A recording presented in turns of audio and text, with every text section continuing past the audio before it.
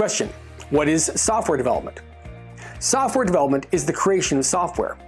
Now, the terms software, application, and program are all interchangeable. They basically mean the same thing.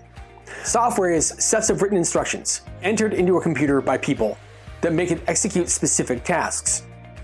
You are familiar with software programs and use them every day. Examples include Microsoft Word, Google Chrome, and iTunes. These are all applications made by software developers. Just like websites, software is created by writing code.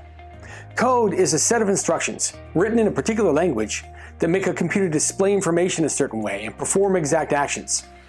Now, I mentioned the word language. Just like with people, there are various languages used to communicate with a computer. Each of these programming languages has pros and cons and specific uses. And so, a software developer is a person who creates programs, applications, by writing code in one or more programming languages.